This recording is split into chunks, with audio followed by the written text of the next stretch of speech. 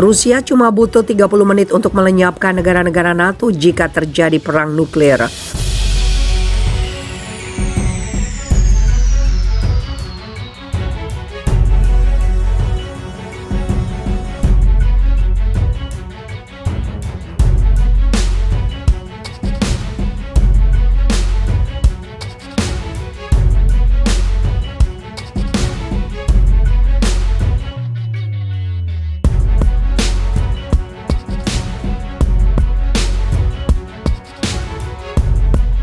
Rusia memastikan cuma butuh 30 menit melenyapkan negara-negara NATO jika terjadi perang nuklir. Sejauh ini, Rusia memimpin dalam jumlah senjata nuklir dibandingkan Amerika Serikat dan China.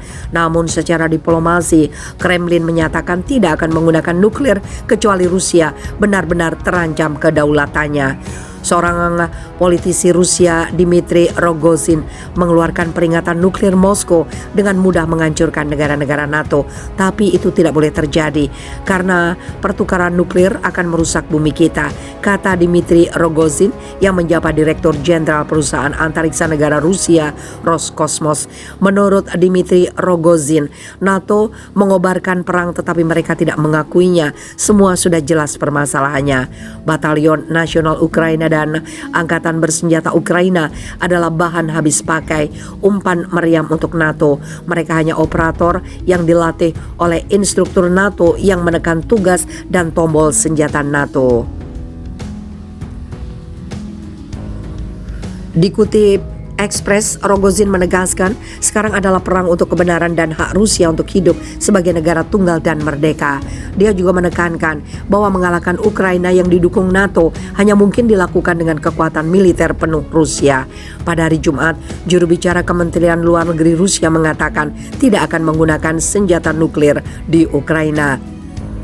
Alexei Zaitsev mengatakan kepada wartawan bahwa penggunaan senjata nuklir oleh Rusia tidak berlaku untuk operasi militer khusus di Ukraina.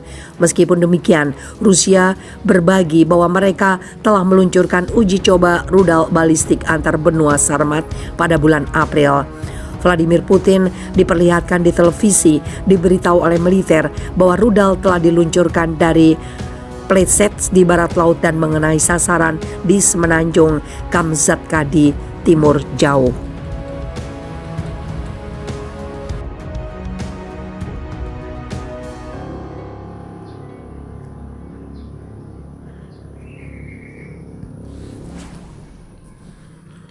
Putin kirim peringatan hari kiamat ke barat saat parade kemenangan Perang Dunia Kedua.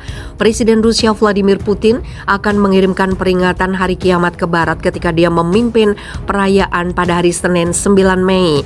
Acara perayaan itu menandai peringatan 77 tahun kemenangan Uni Soviet atas Nazi Jerman.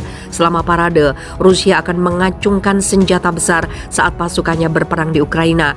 Putin menentang isolasi barat sejak dia memerintahkan invasi negara tetangga Rusia. Putin akan berbicara di lapangan merah di depan parade pasukan, tank, roket, dan rudal balistik antar benua. Aksi flypast di atas Katedral Santa Basil akan melibatkan pesawat tempur supersonik, pembom strategis Tu-160 dan untuk pertama kalinya sejak 2010, pesawat komando Hari Kiamat 2-80 yang akan membawa petinggi Rusia jika terjadi perang nuklir, ungkap Kementerian Pertahanan Rusia. Dalam skenario itu, 2-80 dirancang untuk menjadi pusat komando jelajah Presiden Rusia. Pesawat itu dipenuhi dengan teknologi canggih, tetapi detail spesifik adalah rahasia negara Rusia. Pemimpin Kremlin berusia 69 tahun itu telah berulang kali menyamakan perang di Ukraina dengan tantangan yang dihadapi Uni Soviet ketika Nazi Adolf Hitler menyerbu pada 1941.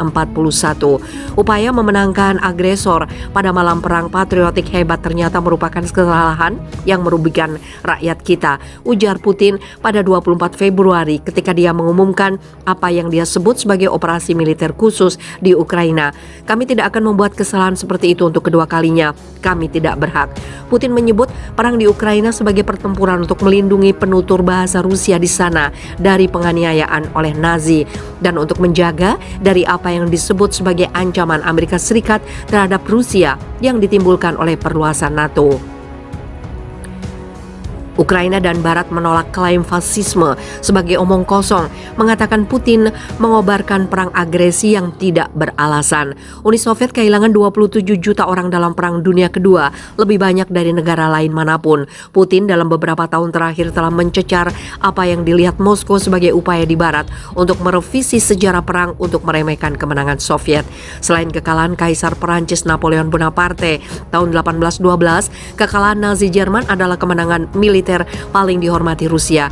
Meskipun kedua invasi bencana dari Barat itu membuat Rusia sangat sensitif tentang perbatasannya. Perang di Ukraina akan membayangi hari kemenangan ini. Invasi Rusia telah menewaskan ribuan orang dan membuat hampir 10 juta orang mengungsi. Agresi ini juga membuat Rusia berada dalam cengkeraman sanksi Barat yang keras, telah menimbulkan kekhawatiran akan konfrontasi yang lebih luas antara Rusia dan Amerika Serikat. Sejauh ini, Rusia dan Amerika Serikat merupakan kekuatan nuklir terbesar di dunia. Sebanyak 11.000 tentara akan berbaris melintasi lapangan merah bersama 131 perangkat keras militer untuk menghadirkan tontonan besar pada dunia. Konflik Ukraina telah mengungkap kelemahan dalam angkatan bersenjata Rusia, meskipun Putin dalam 2 dekade kekuasaannya berupaya menghentikan kemunduran pasca Soviet. Kremlin belum mencapai kemenangan cepat dalam invasi ke Ukraina dan ekonomi Rusia diperas keras oleh sanksi Barat. Ekonomi Rusia menghadapi kontraksi terburuk sejak beberapa tahun setelah jatuhnya Uni Soviet. Kurang dari 2 dekade lalu, Presiden Amerika Serikat George W. Bush bergabung dengan Putin untuk perayaan 9 Mei di Moskow. Tahun ini tidak ada pemimpin Barat yang diundang, ungkap Kremlin. Amerika Serikat dan sekutunya telah meningkatkan pasokan senjata ke Ukraina. Putin telah menghadapi seruan dari beberapa tokoh militer Rusia untuk melepaskan senjata yang lebih besar ke Ukraina, ungkap 2 sumber yang dekat dengan angkatan bersenjata mengatakan kepada Reuters. Moskow telah mengatakan kepada Barat bahwa pasokan senjatanya di Ukraina adalah target yang sah. Menjelang 9 Mei, spekulasi beredar di Moskow dan ibu kota Barat bahwa Putin sedang mempersiapkan semacam pengumuman khusus tentang Ukraina, mungkin deklarasi perang atau bahkan mobilisasi nasional. Juru bicara Kremlin Dmitry Peskov menolak dugaan itu pada hari Rabu, menggambarkannya sebagai omong kosong. Kremlin tidak menanggapi permintaan komentar tentang apa yang mungkin dikatakan Putin dalam pidatonya yang akan disampaikan dari tribun Lapangan Merah di depan Mausoleum Vladimir Lenin. Tahun lalu Putin mengkritik standar ganda Barat dan apa yang dia sebut sebagai kebangkitan neonazisme dan Rusofobia. Tren ini kembali diungkapkan Putin saat melancarkan serangan militer ke Ukraina.